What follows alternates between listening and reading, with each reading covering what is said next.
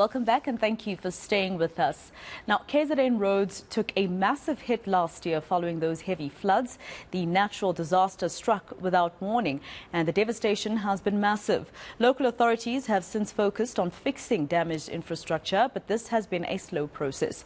Lethiwe Mdluli is checking on this today and brings us the latest. She joins us now live. Lethiwe, what is the progress really in terms of the roads that were damaged last year during the floods? Well, Maseko, we've been visiting many sites across Durban that the Department of Transport is currently trying to fix. But of course, it's a slow process. Earlier on, we were in Duzuma, where we were checking out a bridge that was washed away by the floods in 2022. And you'd remember that earlier this year, there was a woman who died as a result of trying to cross that bridge. She wasn't aware that the road had been washed away. And following that incident, the community protested, calling for the department and also the Lethiwe municipality to get involved in trying to fast-track fixing the roads across the province.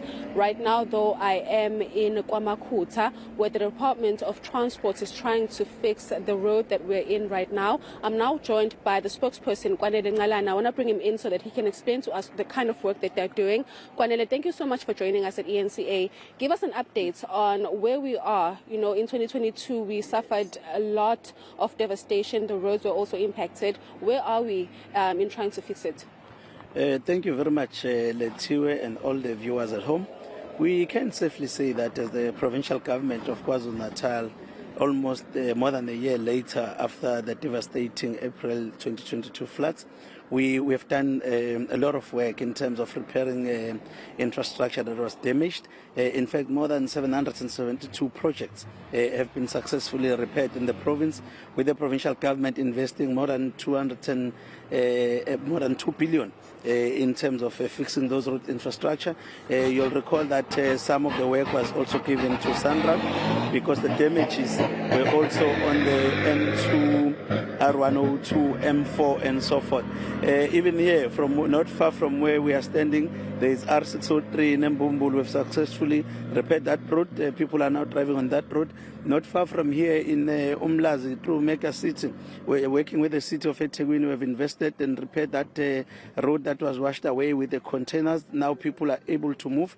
M4, the road is fixed, only the Tongati River Bridge by Zimbali that SANRAL is currently working on. The N2 in Umkababa is now open. There is, however, the section that needed thorough reconstruction, which the team from SANRAL is working on. But if you go around the province, you can see even in this project, we've invested more than 186 million.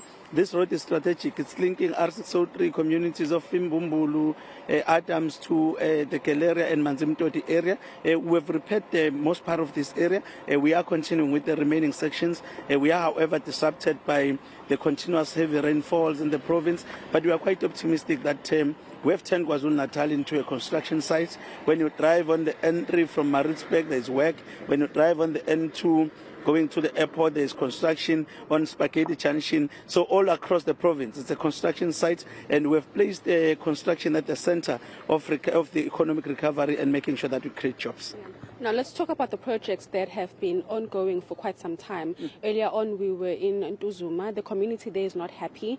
Talking about the bridge that you're currently building as the transport department, they don't want that bridge, they want another one. What are your interventions there and why is it taking so long? Well, the bridge is taking long because there's been ongoing disruptions in the area by the community members themselves. We have raised a number of issues, some of them which have got nothing to do with the bridge. We went there at some stage when they were protesting, stopping the project, and the issue was about water supply, which the department has nothing to do about. But we did invite the municipality to come address that issue. We can say that with regards to that project, we did explain to the community that what we are doing is not, it's about the work of restoring mobility. Remember that the washaways affected the link between Inanda and Duzuma, which is quite huge because there is also a mall in that particular area, which people are using, which is quite strategic in that area. So, Bridge City Mall. Now, that bridge is very essential. That is why we've instructed the contractor. We called the stakeholders there, and we said we want the contractor to return to site and expedite the process of repairing that road. So from where we are sitting, the work is going ahead. We've given the contractor clear timelines to say finish the project at this time, make sure that mobility is restored. Whilst on the other hand, we are working on the issue of the permanent structure that the community is protesting about. That issue is going to take us time because we are currently having to do a lot of engineering investigation, hydraulic studies, environmental assessment, and we'll also have to expropriate certain houses and look for funding, which we do not have currently as the department. So it's not something that can happen overnight. However, we are attending to that matter, but we are appealing to the community that they must allow and work with the contractor, make sure that mobility is restored so that people can be able to move freely, and also to make sure that we save more lives in that area. Because can you imagine if the contractor was to be forced to abandon the site and people remove the concrete again, we might have another fatality in the area. So it's in our best interest with the community of that area that we get that project done. Yeah. And in terms of potholes as well, a lot of residents across the province are complaining about the state of our roads, the potholes, and it's damaging their cars. What are plans there? Just shortly.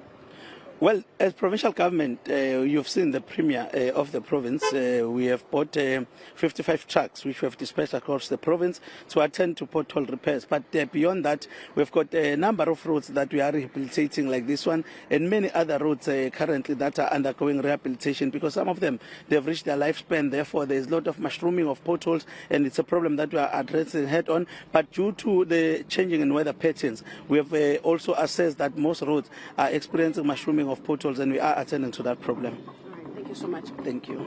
Well, Masego, that is Kwanele Ngalane, who's the spokesperson for the Department of Transport in KwaZulu-Natal, giving us an update on where they are in trying to repair the road infrastructure that was washed away by the floods, and also the bridges that they still need to repair as well, including the one in Tlungwana near Ntuzuma, where the community is complaining about the bridge that the government is building there. The project has been stopped quite a number of times, but the department is saying that they're going to forge on, and they hope that the community will just allow them, and the contractor that has been appointed to carry on with that work is also giving us an update on the potholes a lot of residents have been complaining about for years as to where the department is with fixing them.